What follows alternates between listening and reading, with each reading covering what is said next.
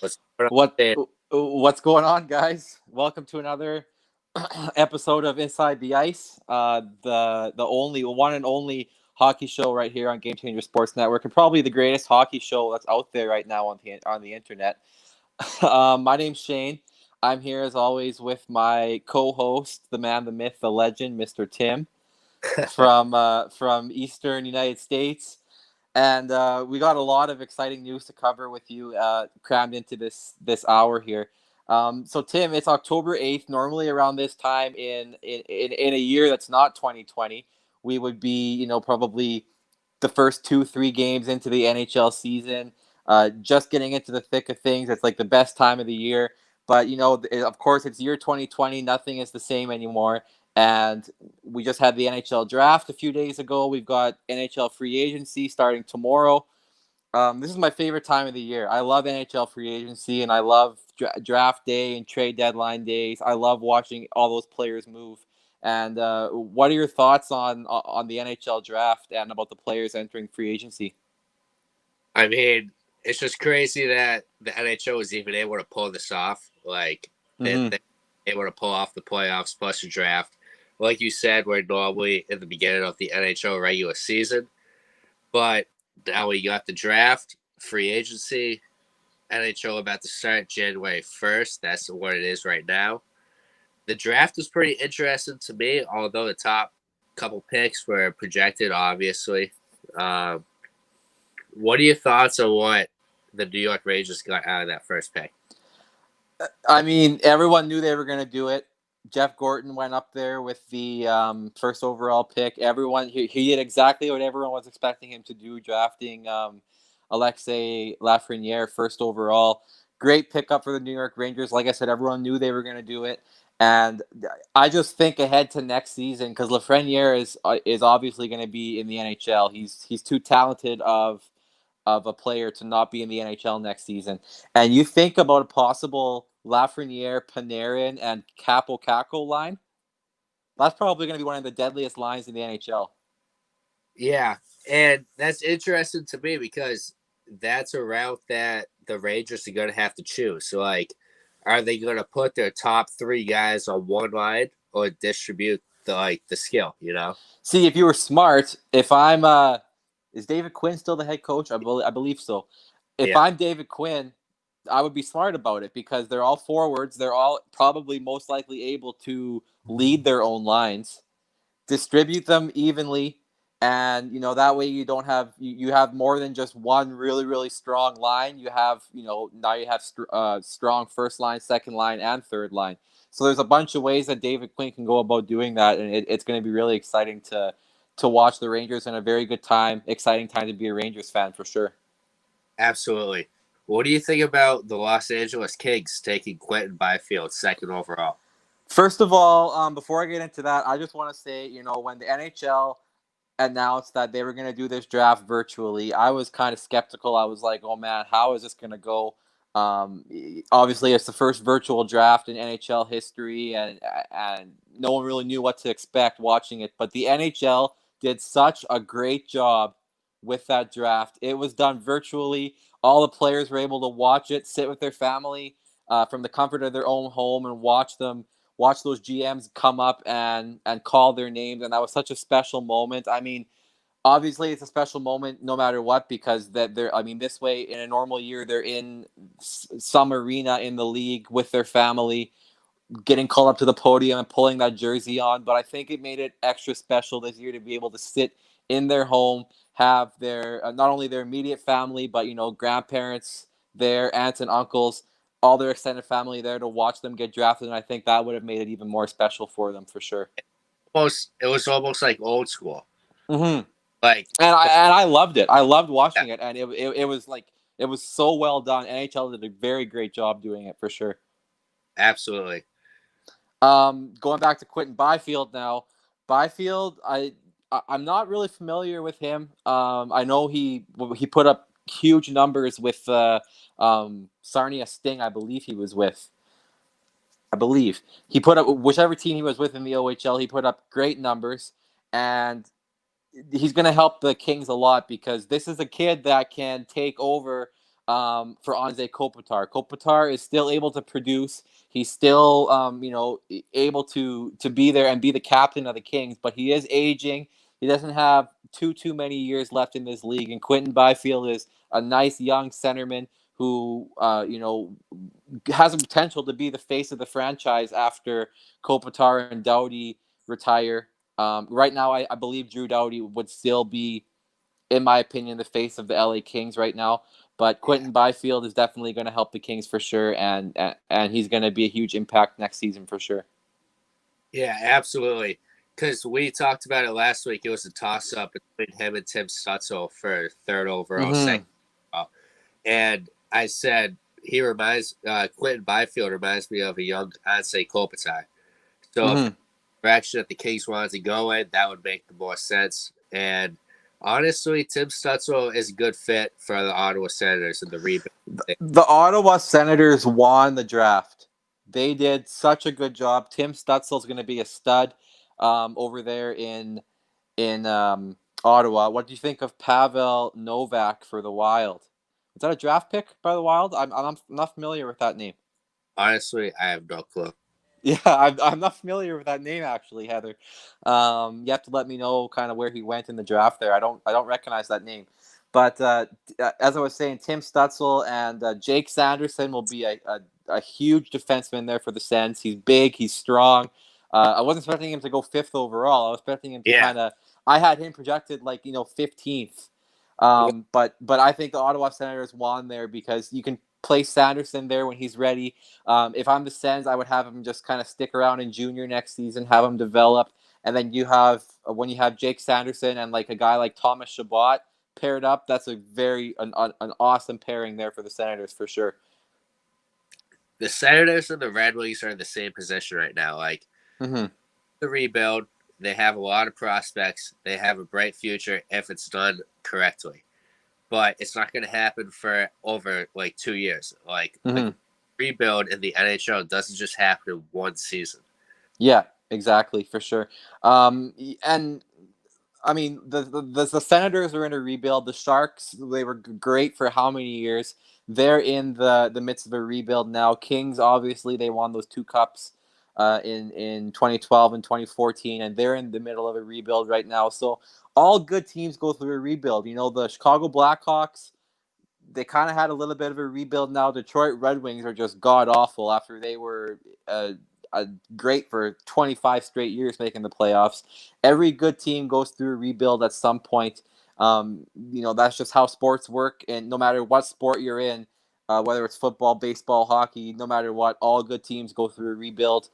And I think the Ottawa Senators, it's slow, but I think they're doing they're doing their best they can, obviously, and I think it's going to pay off for the Senators in 3-4 years' time for sure. Absolutely. Anaheim Ducks, 6th overall pick, take a defenseman. What are your thoughts on that pick? Because Anaheim, I feel like for many years they were in the playoffs, and then all of a sudden they just fell off the face of the earth, almost San Jose did. Anaheim is getting old. Absolutely. And that's why they kind of fell down there. That's why they're not as competitive as they once were. They got guys like Getzlaf, Silverberg's getting up there. They got just these old guys. They're getting old. They need to get younger. And Jamie Drysdale, huge fan of that guy. He played with Team Canada in the World Juniors this year, along with Lafreniere and whoever went 4th overall. I forget for the Red Wings. I forget who went 4th overall. They all played with Team Canada. They were amazing. Drysdale's a great defenseman. Martin says Buffalo really surprised me when they went for Jack Quinn when Marco Rossi and Cole Perfetti were there. I agree 100%. I didn't really know who Jack Quinn was, to be honest. Buffalo drafted them. I had to kind of Google who he was. But especially when you have guys like Marco Rossi, who had an unreal year. He actually finished with more points in the OHL than Alexis Lafreniere did. But also, obviously Lafreniere played, 8-9 less games, and Lafreniere had a higher point per game average. But Marco Rossi, the fact that the Buffalo Sabres skipped over him was just unreal to me. Do you think it has anything to do that he's a center and Quinn's a right wing? Yes, I do. Buffalo, I think, Eichel is the face of that franchise right now. Buffalo is good for centerman right now. You have a right wing that can play with Eichel and Jack Quinn. I did my research on him. I Googled him. Sounds like he could be a pretty decent player in this league too. And if he develops nicely, because God knows the Sabres have been having a huge amount of difficulty developing their players. That's why they've missed the playoffs for 10 straight years. But if they can actually get it right and develop Jack Quinn into a great NHL player, there you have it. You have a great winger to play with Jack Eichel and hopefully get this team back on the right track to the playoffs. I just don't see it anytime soon for Buffalo. No, absolutely not. Buffalo's got to do a hell of a lot more than what they're doing right now in order to get into the playoffs again. They haven't done anything. They made this minor league deal where they traded Evan Rodriguez to the Leafs for I forget who they even traded him for. It obviously wasn't a big name if I can't remember it. But Buffalo definitely has to get it right with free agency coming up tomorrow. They have to sign some big names. I think they're doing okay for cap space, but Buffalo definitely needs to give Jack Eichel some help because Jack Eichel has not made the playoffs since he's been entered the league. And that frustrates him. He's came out on multiple occasions publicly and said he was very frustrated. And, I just don't see Jack Eichel sticking around for very much longer if the Buffalo Sabres can't get it right. No way, nor should he. But the worst part is they're in the Atlantic. So you have Tampa Bay, Boston, and Toronto. And they're all going to be good for years yet. Exactly. So it's like you're fighting for a wild card unless you go all in, and maybe you'll get that third spot in that division. Not only that, but you got to fight with teams because, you and I both know how the playoff format works. The top three in the Atlantic go on, top three in the Metro, and then you have those two wild card spots. But if you're the Buffalo Sabres, not only do you have to fight for a wild card spot with every other team in the Atlantic, but you've got metropolitan powerhouses that you got to go up with. Washington Capitals, Pittsburgh Penguins, who are kind of slowly on the decline, the Penguins are. But Philadelphia Flyers are finding their groove. The Islanders. Now you got the Rangers, who have Lafreniere added. Like, it's going to be hard to get a playoff spot if you're in the Eastern Conference. I just don't see Buffalo making that cut right now. On the bright side, at least Buffalo did not draft defense because they're fine on defense. I think Buffalo could improve on defense, to be honest. I think Buffalo could improve in every aspect of the game. They need goaltending. The only defenseman I can name on Buffalo right now off the top of my head is Risto. Well, and Rasmus Dahlin. And Rasmus Dahlin, yeah. Okay, Rasmus Dahlin and Ristolainen, yeah. What is 2D going to do on an NHL team? Absolutely. Yeah, I think Buffalo definitely needs to improve in all aspects if they're going to give Jack Eichel a chance at a Stanley Cup for sure. Moving on to the Winnipeg Jets, who drafted Cole Perfetti. Great pickup for the Winnipeg Jets. I was surprised to see Cole Perfetti drop to 10th as low as he did. Absolutely. Like, he was expected to go, 5th overall? Yeah, like top 7 for sure. And I think it has something to do with his size. He's a smaller player. Yeah. He's fast, though. And I think Perfetti is going to you could see him in the NHL, if not this year, next year for sure, when the Kraken come into the league. And I think Perfetti, you put him on a line with Patrick Laine if Laine doesn't get traded this year. You got Mark Scheifele, Nick Ehlers, Kyle Connor.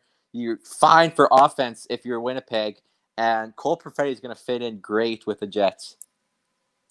That was my big question. It's like, you get Cole Perfetti 10th overall. Like, what was your biggest surprises in, that first round? Biggest surprise was Askarov, the goalie, dropping to 11th. I think he should have went. I watched Askarov. Obviously, I didn't watch him play because he was in the KHL, but I watched highlights. That kid is going to be a franchise goaltender, no matter how you look at it. He is a stud. He played in the KHL against 30-year-old players, and he posted a 2.20 goals against average and a .920 save percentage as an 18-year-old kid in the KHL, which is unreal. He went 12-3-3 in 18 games played. Yeah, Like he's I think Askarov is going to be a stud. Nashville Predators just found their replacement for Pekka Rinne, and I mean I see Rinne staying in the league maybe 1-2 years maximum. He's 35 years old for God's sakes, yeah. Well, and Rene's definitely had his tour in the league.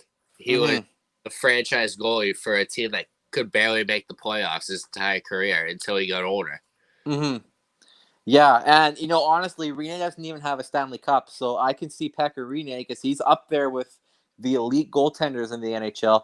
I can see Pekka Rinne now that the Predators have, because they still have UC Saros in net, who maybe not would be a full-time starter, but he has proven that he can hold his own in net there. And I think if you develop Askarov good and you still have UC Saros, I think Pekka Rinne tries to when his contract's up in a few years, maybe go on that 1-year deal, kind of like what Henrik Lundqvist is doing, and go cup chasing. Absolutely. He definitely deserves it. Like you said, Henrik Lundqvist, him going to Washington, you think after this 1 year he's done? That's hard to say for me. Like you and I both know, as you said, Lundqvist is expected to sign in Washington when free agency opens up tomorrow. That basically tells me two things. It tells me that Holtby is no longer going to be a Capital, which we both knew. Yeah, We already knew that he was going to test out free agency. I thought San Jose had some great pick. Ozzy Weisblatt. Do you see him starting this coming season? Yes, we'll get into that too. I want to talk about Ozzy Weisblatt too in a little bit. But Braden Holtby is he's going to be on a different team for sure this coming season, and I think Henrik Lundqvist is going to be a backup to Ilya Samsonov. Samsonov's going to be the yeah, starter in Washington for sure.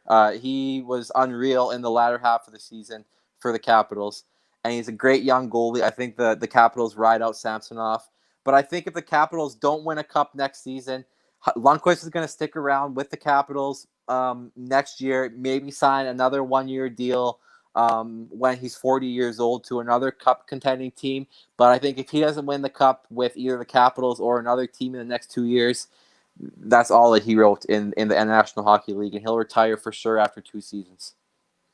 yeah, absolutely. He definitely deserves a cup. There's no doubt in that. Absolutely, yeah, But yeah, for sure. I He's don't, been to I the don't think him going to Washington is going to get him that cup, you know? Washington's kind of on, they're kind of on a decline too. They obviously weren't as good as they were when they won the Stanley Cup a few years back, but Ovechkin can still put up points. Ovechkin's 32, 33, 34, somewhere around there. Yeah, He can still put up points. He's still got like a 2 or 3 good years ahead of him yet. You still got Nicholas Backstrom, TJ Oshie, all those guys that can still produce as well. John Carlson will be a stud on the back end there. So, I mean, Washington's going to be good. They're going to be a playoff team for at least 2-3 more years yet. As long as Ovechkin's in the league, I do see them still making the playoffs. Um, Henrik Lundqvist, though, like he has to find himself again this year. Henrik Lundqvist does have that playoff experience. He's played with the Rangers. They've had multiple playoff appearances with him. He's a veteran. He can definitely guide Ilya Samsonov and get him that guidance that he needs this season. But yeah, Washington, I don't see them winning a cup with Lundqvist there because I don't think they were as good as they were in 2018 when they won the cup with Barry Trotz. absolutely. And just maybe one closing thought on the NHL draft. I think the Arizona Coyotes lost the draft. They didn't have a pick until Yeah, the round. yeah, And they didn't even try to trade. And now they're saying that Taylor Hall is going to Colorado. Like, yeah. what are the Coyotes doing? Are they just trying to do another rebuild? Yeah, we'll get into that. I just want to go back to Heather's comment here about Ozzy Weisblatt, and then we'll kind of wrap up the NHL draft. But it was a super classy move by Doug Wilson Jr., who is Sharks general manager Doug Wilson's son.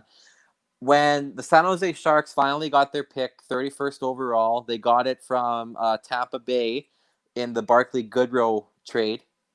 So they got Tampa Bay's 31st overall pick, and when Doug Wilson Jr. went up to announce Ozzy Weisblatt, he did it completely in sign language, and he did that because Ozzy Weisblatt's mother is deaf. classy move by the San Jose Sharks organization. I don't care who you are or what team you support. That the San Jose Sharks are a classy organization just for doing that. Absolutely. Like, who's cutting the onions right now, you know? Yeah, exactly. He's going to be a stud. Ozzy Weisblatt played junior hockey in Prince Albert with the WHL's Prince Albert Raiders. Prince Albert, obviously, being a team from Saskatchewan, where I'm from in Canada. Been to Prince Albert lots of times. Been to a lot of Raiders games. I unfortunately did not have a chance to see Ozzy Weisblatt play, but I do follow a lot of WHL teams in Saskatchewan. I follow the Blades and the Raiders closely because my hometown's out by PA, by Prince Albert. And Weisblatt, great player. He's going to do wonders for the Sharks. Sharks are getting older too. They need to get a few young people. And I think Ozzy Weisblatt, if he's not in the league this year, he'll be in there in 2 years for sure. He's a great player. He was a stud with the Raiders. He had like 32 power play points this past season. And he's a great player. San Jose Sharks did it right. They got him. I'm actually surprised Weisblatt dropped as low as he did. I had him going like maybe 20th. But yeah, he's going to be a great player for the Sharks for sure. Absolutely. And like, this is a big question for me. How many players do you think that got drafted this year are going to be in the NHL next year? Lafreniere, Byfield for sure, maybe Stützle. That's about it. If I'm any team that drafted, 5th overall or under, I would maybe consider giving those players one more year to develop either in the AHL or in junior, just for their development, right? Because you don't want to you definitely don't want to rush players because that's how you ruin their careers. I think like the Oilers, for example, they drafted Jesse Puljujarvi 4th overall. They brought him into the NHL right away, and then he's ended up not being what he was hyped up to be. Played in Europe for the past 2 years, and now they just re-signed him. Oilers did it wrong there. They should have just let Puljujarvi develop for the next 1-2 years after they drafted him. And I think for sure, if you're drafted 5th overall or under, you definitely have to take that 1 year to develop. Like I said, either in the American Hockey League or in junior, and just develop. Play with junior, develop your hockey skills, and just let your players develop there before they get into the NHL. So I could see maybe 3 or 4 for sure, but no more than that. Yeah, absolutely. Like, I think after Stützle it ends. Yeah, for sure. I can see maybe Dylan Holloway for the Oilers. They picked him 14th overall. I can see Dylan Holloway, definitely not starting out with the Oilers, but, maybe in the later part of the season, if injuries happen to the Oilers, he can maybe be inserted into the lineup. But, Oilers. I definitely see him doing another year at Wisconsin. Oh, for sure. Absolutely. And like the Oilers, they're doing it right with Evan Bouchard. They're developing him in junior and in the AHL. And Evan Bouchard's going to be NHL ready right away. So, I like you said, after Stützle, I think it ends. You're going to see maybe Stützle, Byfield, and Lafreniere for sure in the NHL. Stützle, maybe. I don't really see anyone after that being in the NHL just yet. Yeah, absolutely. We're going to move on, Tim, because there's so much more that we got to cover in the next 35 minutes or so. Trades and free agent signings galore in the NHL. One of the most notable trades that I wanted to talk about, Matt Murray going to Ottawa. Huge pickup for the Ottawa Senators. Absolutely. They passed on Craig Anderson, Ottawa Senators in the middle of a rebuild. This is a huge pickup for the Ottawa Senators because now they have a goalie that's somewhat in his prime and they can count on, I feel like. He's won 2 Stanley Cups. Craig Anderson hasn't won anything. Craig Anderson's 38 years old. Yeah, you have a point there, but in those 2 Stanley Cups, how much did Murray actually play a role? And look at those Penguins teams. True. Yeah, they were stacked teams for sure. But I mean, that doesn't take away the fact that Murray is still an elite goaltender. Absolutely, he brings a tremendous amount of experience to the Senators and where they are now. But I still have my doubts on Murray, but I think he's definitely a positive for the Senators. Yeah, and I mean, not only that, but the Penguins just today, they announced that they acquired Eric Goodbranson from the Anaheim Ducks, who's a big, strong defenseman. The Ottawa Senators, Pierre Dorion, he's taken a lot of heat as general manager of the Senators, but he's doing a great job so far. I mean, I think they're one of the teams that won the draft. They just traded for Matt Murray. They signed Eric Goodbranson. Ottawa Senators, if they keep this up, they're going to be, maybe not next year, but 2 years, they're going to be right back to where they were when they made it to the Eastern Conference Final in 2017. Like I said, a rebuild takes at least 2 years. Mm-hmm. Yeah. If they do unless you're the Edmonton Oilers, right, Tim? No, absolutely. How many first overall picks did you have in a row? Yeah, we're not going to talk about that. But yeah, no, the Ottawa Senators are doing they're doing it right for sure. And Montreal Canadiens are another team that shocked the hockey world when they traded Max Domi. Yeah, Max Domi. He was with the Canadiens, or was that Senators? Yeah, he was with the Canadiens. They traded Max Domi to Columbus for Josh Anderson. They just announced about 2 hours before we went live here that they signed Josh Anderson to a 7-year extension. Are you serious? 7-year extension for $42 million, which is $6 million AAV. I think, Josh Anderson, he didn't impress me with Columbus. I think Montreal overpaid him. Absolutely. What? Why would they? $6 million for Josh Anderson. Yeah, they just announced that 2 hours ago. What, are they already replacing Carey Price? Granted, he's up in his age, but you're gonna go sign another goalie for $6 million a year, 7 years? What are you doing? No, Josh Anderson's a forward. Oh wow. With Columbus. yeah. Josh Anderson, he was like a third liner with Columbus. But I mean, like he's not a well-known player. Like I barely knew of him until Columbus was. He had that one good year with Columbus like 2 years ago, and that's when I heard of him. But other than that, like he didn't do anything with Columbus in the playoffs this year. And I think either way, Montreal overpaid him because I don't see him playing any higher than the third line. Who does Montreal even have for a high contract right now? They have Jonathan Drouin. I believe he's got another 4 years on it. I think he's got $8 million. I think. And then they've got another one. They just signed Jeff Petrie to like 4 years for $3 million. That's like an average contract. But another big one that they have is obviously Carey Price, who's making like $10 million or something like that. And then they've got Philip Deneau, who I think they just signed to 4.5. So I mean, they're all average contracts. I mean, as a Bruins fan, Montreal sucks. I enjoy so, but I have no clue what Montreal was thinking of that contract. I mean, they must have a lot of faith in Josh Anderson. That's all I can say. Matt Domi already got a contract signed in Columbus, so he's doing all right. Mm-hmm. Yeah. What was the contract there for Max? I didn't see that. $5 million a year. $5 million, you said? Yeah. That's a good contract for Max Domi. I don't think at this point he deserves any more than that. He's a great player. Don't get me wrong. He did a great job with Montreal. He was who did he get drafted by? Arizona, right. He was great with Arizona.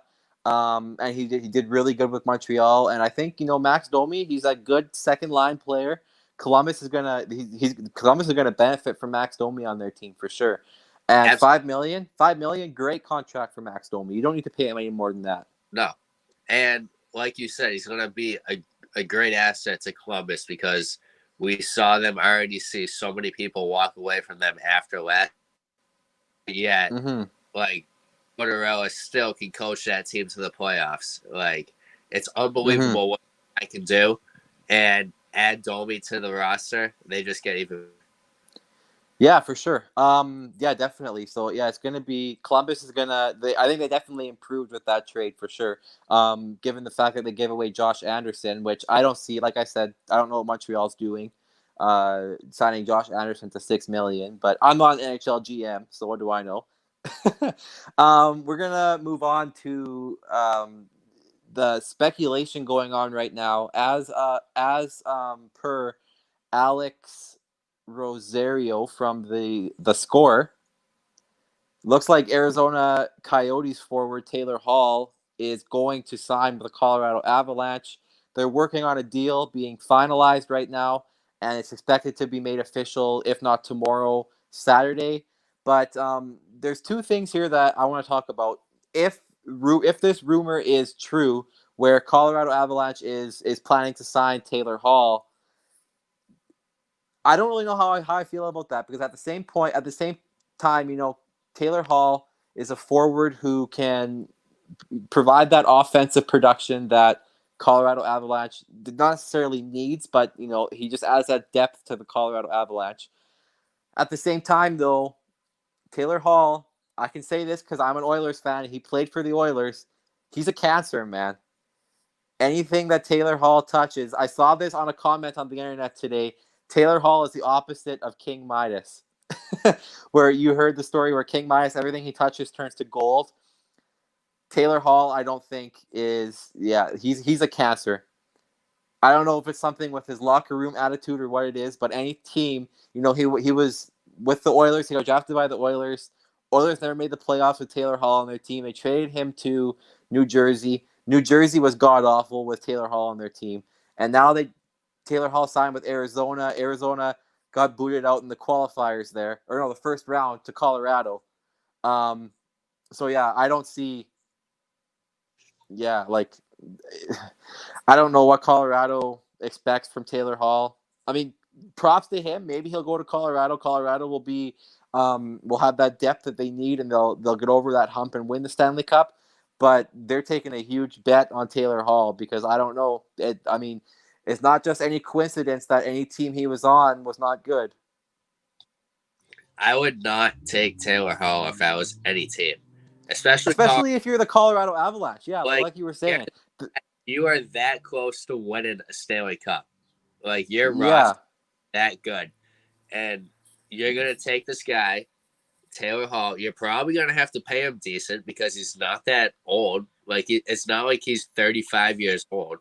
And everything that you've built in Colorado, they've got great team chemistry. Jared Bednar is a great coach. Colorado, they had high hopes to win the Cup this year. And that's a huge gamble on Colorado's part if this is true, for sure. Well, like, you're looking at other free agents that you could sign. Like, it's clear that, and we're going to get into this, it's clear that Boston isn't going to sign Krug. Like, yeah, Boston just does not want to pay Krug what he deserves, so Krug's going to walk, as he should. And Colorado very well might just sign Krug. If I was Colorado, I'd sign Krug over Taylor Hall any day. Yeah, and that's absolutely right. You don't want, especially as a Bruins fan, take it from me, Tim. He played for the Oilers. You do not want Taylor Hall on your team. But we're going to get into that now with the Bruins, because I know you love talking about this. Torey Krug gone. No one expects him to re-sign in Boston. Now, this was made public on about Monday or Tuesday, but Oliver Ekman-Larsson's agent has given the Vancouver Canucks and the Boston Bruins until Friday to get a potential deal in place. Those are the two teams that are favored to sign Oliver Ekman-Larsson as early as tomorrow. We could see Oliver Ekman-Larsson in a blockbuster trade tomorrow. But if you trade Torey Krug or let him walk and sign Oliver Ekman-Larsson, do you see this as an upgrade on the Boston Bruins blue line? Well, the thing is, we wouldn't be trading Krug. Krug's a free agent. Oh, okay. Well, all the better then. You don't lose any players. But you have to trade for OEL, though, I think, right? He's not a free agent. So not only would you be letting Krug walk, you would be also trading players or potential draft picks to get this guy. So, like, I don't even know. Like, I love Krug's style. I love how he plays. He's dead. So I don't want to see him leave. And he's not even he's the same age as OEL. So OEL is a little taller, he's a little bigger. And yes, he's an offensive threat, just like Krug is. But I feel like Krug is a perfect Boston player. And we're not going to pay him, what, 6, maybe 7 mil a year for when he cashes out. So we can let him walk, and we're going to keep more assets just to sign this defenseman. That makes no sense to me. And I mean, that makes sense to me if you're Don Sweeney, GM there. Because Krug has made it public he's not going to take a low contract. He wants to get paid this year. So because of that, I don't see Krug taking any offer less than $8 million. And if you're Boston Bruins, where you can sign or trade and extend Oliver Ekman-Larsson to 6.57 million, that just saves you at least 1.5 million in cap space right there. I don't And even. OEL is the same caliber, if not better, than Torrey Krug. So I think if that's the route you're going to take, if you're the Boston Bruins, you're winning that for sure. I just don't see him taking, like, I don't see OEL taking less than Krug. That's my point. It's hard to say for sure. What do we give up to get OEL? Like, are we going to have to give up a player like DeBrusk? Like, well, that's the thing. Like you mentioned this earlier in the show, Arizona. What are they doing? They failed the draft. They're letting Taylor Hall walk. They might be letting Oliver Ekman-Larsson walk. So that's two big parts of your team right there. So if Arizona is going to let Oliver Ekman-Larsson be traded to either Vancouver or Boston Bruins, you can bet Arizona is going to be asking for quite a bit in return. So if I'm Arizona, I would maybe ask for a Charlie Coyle or a Jake DeBrusk or a Charlie McAvoy, something like that. I would much rather be Charlie Coyle than either of those. DeBrusk and McAvoy are extremely young. They haven't even hit their prime yet. But there are rumors swirling about Jake DeBrusk. Exactly. DeBrusk, like we said last week, he could very well be heading to Edmonton based on his connections in Edmonton. Mm-hmm. Yeah. There was what sounded like rumors earlier in the week that saw DeBrusk and a draft pick going to Edmonton for someone that I can't think of at this time, but it'll come to me at some point. But yeah, I mean, it's free agency opens up tomorrow, and it's definitely going to be interesting to see what happens for sure. There's going to be, mark my words, there's going to be some blockbuster signings tomorrow. Yeah. Absolutely. Jacob Markstrom sounds like he could be headed to the Edmonton Oilers. The Oilers confirmed that they are in strong talks with Jacob Markstrom about sweetening the pot to try to get him over to be the goalie in Edmonton, which would tell me one thing. If the Oilers can sign Jacob Markstrom tomorrow, Mike Smith is gone. And I think Mike Smith, because he's older, he's a free agent this year for one thing. And Mikko Koskinen, he's proven that he can be a good goaltender in this league. And, I mean, the Oilers got him at $4.5 million. So, I mean, another route they could do is let Smith and Koskinen walk. And that way you free up $4.5 million in cap space to sign more. You could sign Markstrom to $3 million, and then you have $1.5 million extra to sign to a defenseman or something. So it's going to be interesting to see what Ken Holland and the Oilers do with free agency opening up tomorrow. Absolutely. And what do you think about the option of Braden Holtby, though? Because I've heard him to Edmonton or him to San Jose would be a good fit. Mm-hmm. Yeah. It doesn't sound, earlier in the week, like last week when we did this show, it sounded like Braden Holtby had interest in going to Edmonton because his hometown is 2 hours away. It sounds less and less likely now at this time. And San Jose, it sounds like, is interested in Braden Holtby. You have Martin Jones and Braden Holtby. If you have a goalie tandem like that, I think you're set for goaltenders in San Jose for sure. Absolutely. I feel like Braden Holtby is almost to the point where Henrik Lundqvist is. He's trying to finish out his last couple of years, But Braden Holtby's also, he's 31 years old.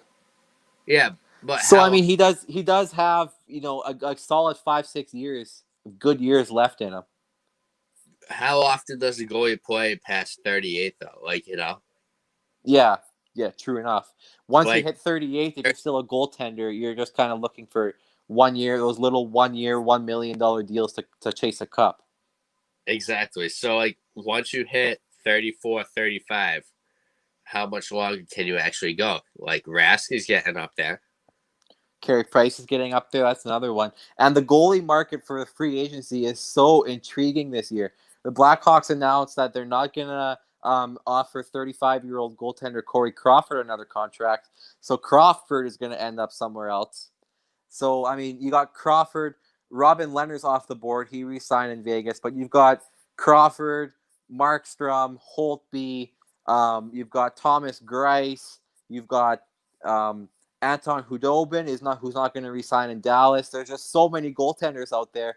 And all 5 of those goaltenders that I listed, most likely, there's like a 95% chance they're all going to end up on different teams. You could definitely see different rosters all throughout the league next season.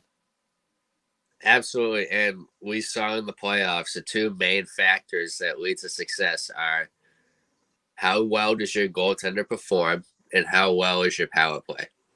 Yep. 100%. I agree with you there.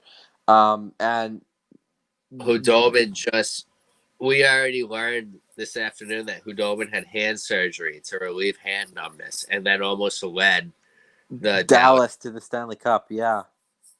Like, so that has to be worth something, but at the same time, he's 35 years old. So you only want to sign him to 1-year deals because who knows what 2-3 years down the line will lead to.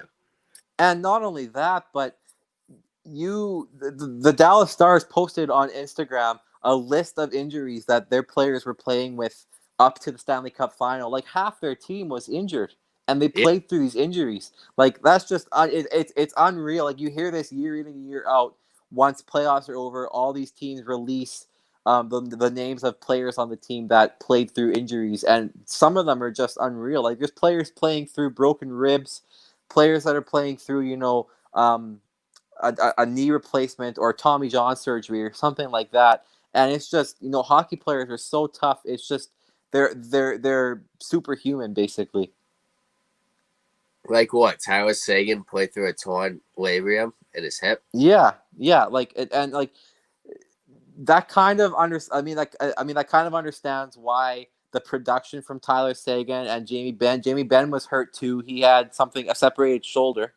But like Jamie Benn playing through a separated shoulder, Tyler Seguin playing with a torn labrum. I mean, they both had 0 goals combined in the Stanley Cup final, which obviously was a huge factor in Dallas Stars losing that final.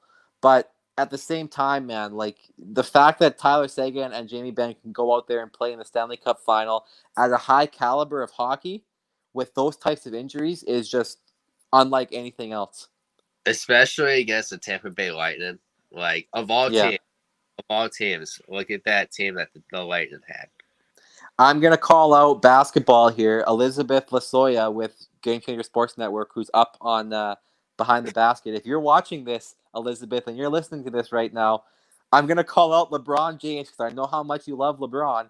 I watched some of the NBA Finals, man. Like, LeBron especially, they dive. They dive, and a hand comes around and hits them softly in the face, and they just, oh my God, they dive and they're down and they're holding their knee, and it's like, what are you guys doing? It's just, like hockey is just unlike anything else for sure. Especially playoffs, and I mean, we got to get fans back in the rink. Like, the fans just add to the game. Like, imagine the 2020 playoffs with sold out arenas. That would have brought so much more to that playoffs. And I think that's kind of, like, quite honestly, I thought about this the other day, and I thought about this long and hard. I think if this whole coronavirus thing wouldn't have happened, you would have had a regular season, I don't think Tampa Bay Lightning would have won the Stanley Cup. No. And not a chance. Maybe it's my bias, but I think the Bruins would have fucking walked through everyone. Well, yeah, exactly. And another thing too, like, you have no idea how much those home crowds play as a factor in the playoffs, especially. Like if Dallas would have, let's say Dallas and Tampa Bay would have played in their home arenas with packed sold out crowds in the Stanley Cup Finals, Dallas would have used their home crowd to the advantage for sure. And I'm not saying that they would have won the Stanley Cup, but they definitely would have had more of a chance because I think not only that, but you're playing in a bubble. Players came out and said, 2 months in a bubble was like torture. They were away from their families. They got old really quick. They had no fans. The atmosphere just wasn't the same, rightfully so. And even, I'm going to call out the Edmonton Oilers here. I think the Oilers playing in their home arena, they're used to fans, obviously, right? And I mean, the Oilers are used to the ice. They're used to the dressing rooms at Rogers Place there where they played. But having no fans in their arena, playing in your home barn, it just sucks the life out of you. And it has you have no momentum. And I think if this whole thing wouldn't have happened, there would have been no pandemic. The Oilers would have went a hell of a lot further than they did in the playoffs this year, for sure. And it just disappointed me with how they did. Connor McDavid was pissed, for lack of a better term. And I don't think you can judge the 2020 playoffs on a specific team's performance. No, and you have to look at it from this perspective. Yes, there was no home ice advantage besides like Edmonton and Toronto, which both went home in the first round. So, like, normally in the playoffs, you're home and away. So, even though you might be going back and forth from your family or not, you're still seeing your family. So, that's a big aspect. These people are with their family for how many months? Months at least, especially Dallas and Tampa. Right. Yeah, absolutely. And it's, I think if the NHL is going to proceed with the bubble format for this next upcoming season, you have to at least have, and I mean, it has been talked about, but you need to have at least like 5 or 6 bubbles so that teams can actually get out and travel to different bubbles and still have that time to get out of their hotels and see a different city and still be with families. And the NHL already talked about having limited fans. The NHL players' families, if they do a bubble format, the wives and the kids of the NHL players will be allowed to travel with the team, which I think is huge because NHL players need to see their families. Like wives and kids are super important to these players' lives, and it just needs to happen for sure.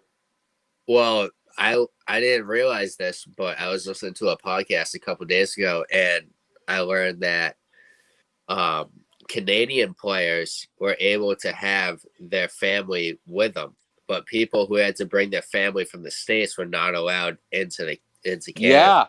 Yeah, it's crazy how that works. Definitely. Heather says, "Do you see Rask walking if he can't stay with Boston and doesn't want to play another team?" And a lot of fans think he should retire. What are your thoughts on Rask, Tim? Real quick. I don't see him retiring. A team will definitely sign him, but I could. Do you think what do you think about Rask's future in Boston? Do you think he's going to be a Bruin? Do you think he's going to retire a Bruin? Do you think he's going to head to another team? What are your thoughts there? Because I think I between you and me, like I'm not a Bruins fan, but I think Rask lost a lot of respect when he just ditched the team in the middle of a series in the bubble and went to his family. Well, that's fully to do with Boston fans. Boston fans they'll be the first ones to critique you, but when you're performing, they might overlook it. I see Rask leaving after this contract. I don't see him trying to get out of the last year in this contract, but after this year, yes, I see it. That's interesting for sure. I can't really speak on the fact because I don't really follow the Bruins a whole lot. Just being up in Canada here, and like Canadian teams are like kind of shoved down our throats. So I know a lot more about Canadian teams than American teams. So I can't really speak on the topic. But there you heard Tim's answer, Heather. I hope that was good for you there.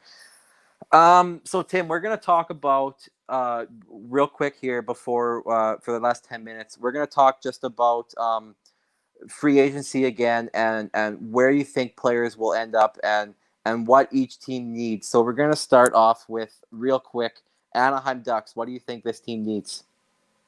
This team needs a lot to get back to the playoffs. Look at the Central Division. You have St. Louis, Winnipeg, Nashville, Chicago trying to get back into it. Then you have the Pacific Division. You got Vegas, Edmonton, Vancouver, both on the up and coming. Like, I think Anaheim needs a lot of youth, and they need in all positions to get back to the playoffs. They need a lot of help because they aren't gonna beat Vegas. They aren't gonna beat Edmonton. They aren't gonna beat Vancouver. And at this point, I see the Central Division taking all 5 playoff spots. And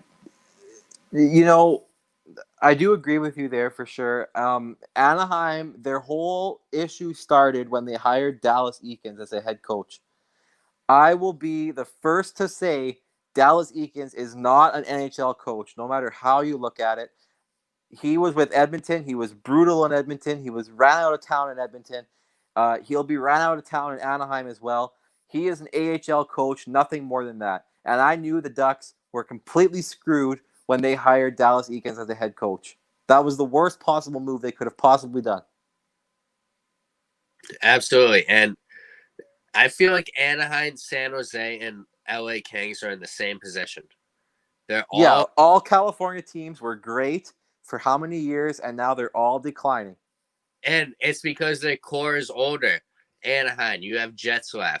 LA, you have Kopitar, Doughty. Granted, Kopitar and Doughty were nasty in their prime, but they're not in their prime anymore. They're 32, 33 years old? They're old. San Jose, you sign all these defensemen to these big deals. You have Vlasic signed to a deal. You have Burns signed to a deal. And then you go out and you sign Carlson to a big deal. Like, what do you expect to happen? You can't just sign 3 defensemen to like a $7-8 million deal and expect to be a good team. You and I both know going about that. You and I both know how that's working out for Toronto. Toronto goes out, they sign, their top line alone of Tavares, Marner, and Matthews is over $30 million. Exactly. And in a salary cap era where $81 million is the salary cap, that leaves you $50 million to play around with for 15 other players. And it's no wonder that Toronto cannot get D-man because they have Nylander, Tavares, Marner, and Matthews signed to a combined $40 million.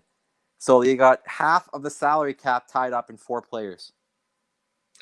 And granted, the Pacific Division is going to look different. Arizona, Seattle, and so that'll play a role too. Mm-hmm. Yeah, we're going to talk about the Calgary Flames here. Heather thinks that Calgary needs a rebuild, and I disagree with you on this one, Heather. I think Calgary's on the up and up. Yeah, I think Calgary and Edmonton are just about to renew the Battle of Alberta. I think it started last season, and I think it's only on its way up because both teams are getting better and better. And Calgary, you have Johnny Gaudreau, Sean Monahan, Matt Tkachuk. All of them are in their prime right now. They're all, 25 and younger. They still got, at least 5-6 good years left in them. And that's the Flames core right there. And then you've got guys, Travis Hamonic on the blue line, who's a little bit older. It's hard for me to say good things about the Flames as being an Oilers fan. I'm not going to lie to you right there. But I do think the Flames are on the up and up. They signed Connor Zary in the draft, which I think was a awesome draft pick for the Flames. Connor Zary is going to be a stud in the NHL. He played in the WHL with the Kamloops Blazers. Again, I follow the WHL quite a bit, being from Western Canada. And Connor Zary he's a Saskatchewan boy. I'm from Saskatchewan, and he is a great hockey player. Absolutely. And I mean, you develop Connor Zary for 2-3 more years in the juniors, bring him up to the Flames. Flames are going to be a good team, as much as that pains me to say. That's the biggest thing you have to think of in the NHL is the NHL draft is a lot different than other sports. Players are getting drafted when they're 18, and they're going to have another 2 to 3 years before they might even see a game. Yeah. Like, it's not like the NFL draft where they're being drafted right out of college and they're expected to perform the next season. They're being drafted after, like we said, the top 3 picks. They're being drafted just for like property rights almost. Like, Well, what these good, we own his rights. and that's just it. Like you said, these are 18-year-old kids being drafted. They're right out of high school. Exactly. You have like guys in the NFL like Joe Burrow. You graduate high school, you go to college for 4 years, and then you make the NFL. Yeah. So like guys like Joe Burrow or Justin Herbert, for example, they're 22, 23 years old, and they're in their rookie year. You got guys like Alexi Lafreniere and Quentin Byfield who are going to be 18, 19 years old, and that'll be their rookie year, which is just that sets apart their hockey and other sports for sure. And an 18-year-old man, as you like to say, because you're 18, you're a man, opposed to a 30-year-old guy, that's a big difference. Take an 18-year-old kid, throw him up against Patrice Bergeron. That's a big difference right there. Yeah. I absolutely, for sure. And like, think of it this way: you got 18-year-old Alexi Lafreniere going up against 42-year-old Zdeno Chara. Exactly. Yeah. Who's 6'9". But yeah, no, it's definitely unique in that sense for sure. One more team that I want to talk about real quick before we take off and give way to the basketball show. We have the Florida Panthers. What are your thoughts on the Florida Panthers? I want to see the day that they are actual contenders, because I feel like they've been on a rebuild for like 2 decades now. Mm-hmm. And I mean, the fact that they're in Miami, or a suburb of Miami, where, let's not mistaken, Miami and ice hockey do not go in the same sentence together. No. Like one of the most southern cities in the United States, that's like damn near Mexico, and you're playing hockey. You know what I mean? Like, but I mean, and for that reason, the Panthers have struggled with attendance for as long as I can remember. They're consistently among the bottom of the league with attendance in the National Hockey League, and they are on the up and up. You got Joel Quenneville, you've got Sergei Bobrovsky, you've got guys like Aaron Ekblad, who is probably the face of the Panthers right now. But they definitely need to get their ass in gear and get something on free agency here. They're definitely on the up and up. I will give them that. Like you said, they're head coach now, and you got Bobrovsky and a couple other guys like Hoffman and Dadonov. But like, they got to add something to that team, and they're in the same boat as Buffalo and Montreal. You're in that Atlantic Division where you're gonna have to beat out Toronto, Tampa Bay, or Boston for that top 3 spot, because I don't see any team in the Metro like the Hurricanes or the Rangers or the Islanders giving up that wild card spot.